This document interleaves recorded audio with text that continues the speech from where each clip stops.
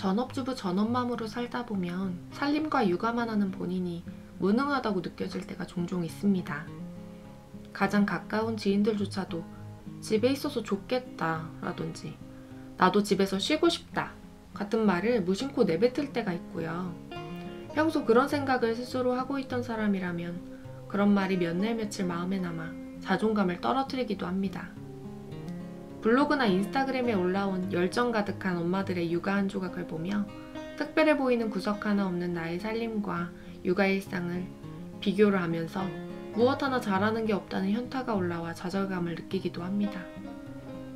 게다가 돈도 벌고 살림 육아도 완벽한 그녀들은 정말이지 믿고 싶지도 않죠.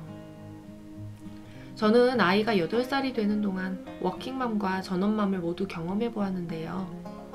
어느 쪽이 더 힘든가에 대한 평가르기식의 이야기는 절대 아닙니다. 다만 두 가지 버전의 엄마로 살다 보니 전업맘일 경우 더 자주 느끼는 감정이 있다는 것을 알게 되었어요. 그 감정은 바로 공허함인데요. 이건 저의 경험이기도 하지만 저만의 문제는 아닐 거라 생각합니다. 엄마들의 커뮤니티에서도 이와 비슷한 고민들을 만날 수 있었는데요. 그 고민들의 끝은 공허함, 무기력이란 단어들로 만나는 것을 알 수 있었습니다. 요즘 엄마들 사이에서 자기계발이 꽤 진심인 분위기가 퍼지고 있는 것도 앞서 말한 이야기와 연관이 있지 않을까 해요. 엄마의 삶에서 느끼는 공허함에서 벗어나 삶의 주도권을 되찾는 운동 같은 느낌이 드는 이유고요. 엄마들의 미라클 모닝은 그 어느 이른 아침보다 간절함이 더 절실히 묻어져 나온다는 느낌은 저만의 느낌일까요? 아무튼 우리는 이 낯선 감정에서 당혹스러움을 느끼며 각자의 길을 찾고 있음은 분명해 보입니다.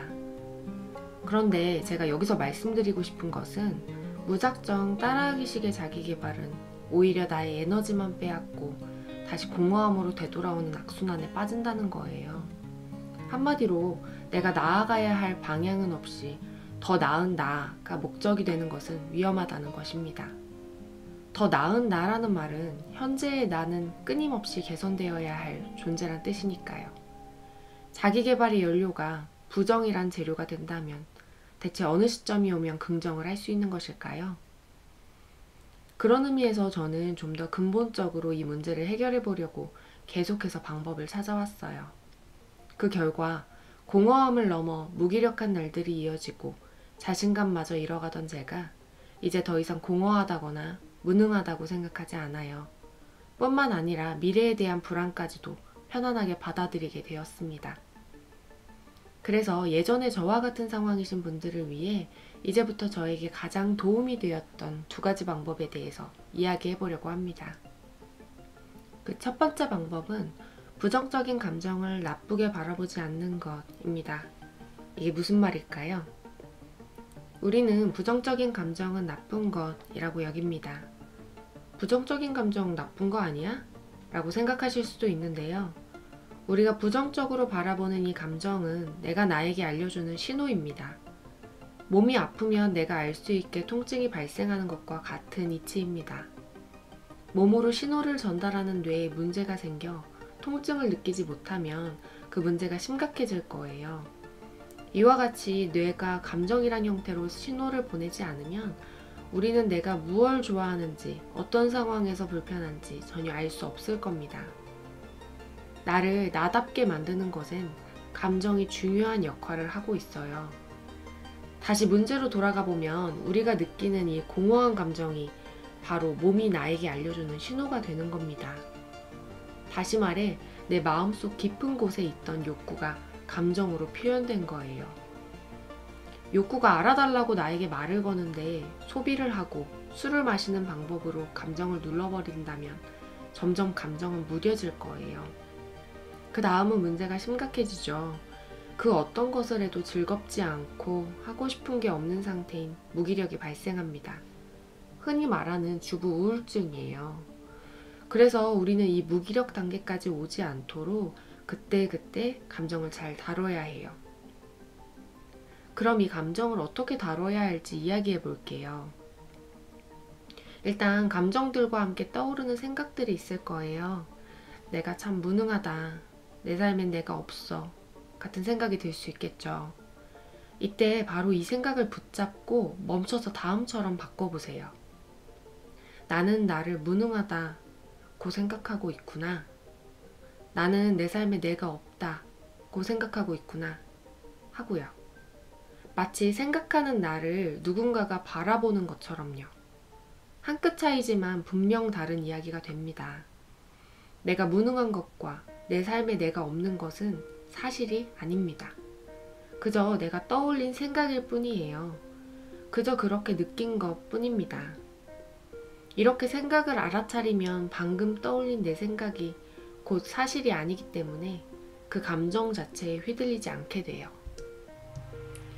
이건 제가 마음 챙김에서 알아차림이라고 부르는 개념에서 적용해 본 방법인데요.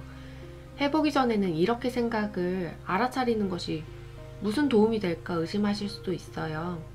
저 역시 그랬거든요. 하지만 즉각적으로 감정의 소용돌이를 제거할 수 있는 강력한 방법이니 일단 한번 해보시길 권해드립니다.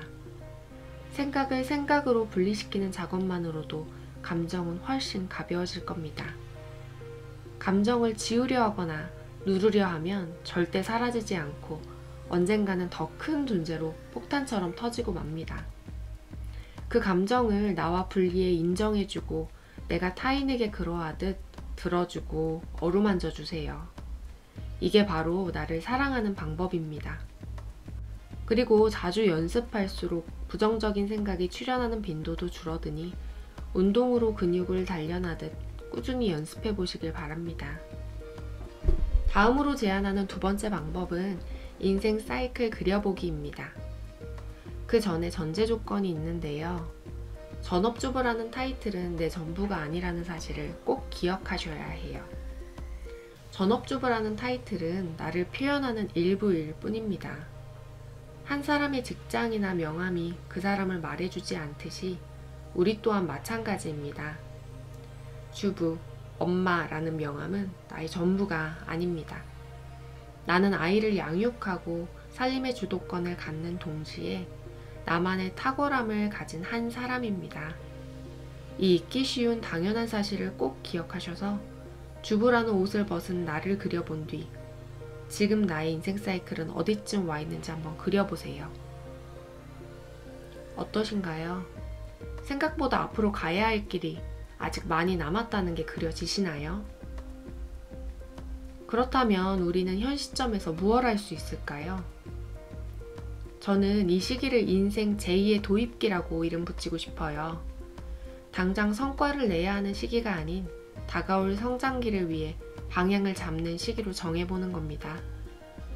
20대에 만난 도입기로 한 차례 사이클을 탔다면 30대, 40대 혹은 50대 또 다른 사이클은 언제 만나게 될지 모릅니다. 오히려 나에 대한 객관화가 잘 되어 있지 않은 20대보다는 되려 지금이 훨씬 더 유리할 수 있어요. 물론 지금 이 시기를 현명하게 보낸다는 전제가 붙겠죠. 틈틈이 나 자신과 밀도 있는 시간을 갖고 그동안 잊고 지내던 나의 인생 가치는 무엇인지, 나의 열정과 탁월함은 어디에 있는지 치열하게 탐색해보세요. 그리고 타인의 인생 사이클을 비교해가며 초조해하지 마세요. 목표를 찍고 달려가는 시기 아닌 지금 여기, 나로부터 시작해보세요. 나다운 속도로 나다운 것에 깊이를 더해가는 진정한 자기계발을 목표로 삼아보세요. 나는 개조해야 할 대상이 아닙니다. 그 대신 나에 대한 충분한 성찰을 거쳐 조금씩 다듬어가는 것을 그려보세요. 그러면 어느새 공허함과 낮은 자신감은 사라진 지 오랜 일이 될 겁니다. 그 시작은 인생 사이클을 그려보고 시야를 확장하는 일이라고 말씀드리고 싶어요. 그리고 나를 객관화하는 성찰에서 한 단계 더 나아간다면 아주 작은 것이라도 실천과 실패를 경험해보세요. 실행으로 만나는 시행착오들은 나를 더 알아가는 귀한 정보들이 됩니다. 부정적인 감정 인지하기와 인생 사이클 그려보기 어떠셨나요? 오늘 이야기에서 여러분만의 키워드를 찾으시기를 진심으로 바랍니다. 우선 오늘부터는 무겁게 내려앉는 나의 마음을 흘려보내지 말고 그대로 인정해주는 일부터 시작해보세요. 주부 우울증은 갑자기 오지 않아요. 나에게 먼저 신호로 알려줍니다. 나 자신에게 집중하는 일을 이기적이라고 생각하지 마세요. 나를 잘 돌볼수록 가족에게 더 밝은 에너지가 전달되는 것을 느끼실 수 있을 거예요. 그리고 이미 무기력이 진행되어 일상의 어려움을 겪고 계신다면 꼭 전문가와 상담하시길 권해드립니다. 반가운 오늘 빛나는 당신으로 채우길 바랍니다. 감사합니다.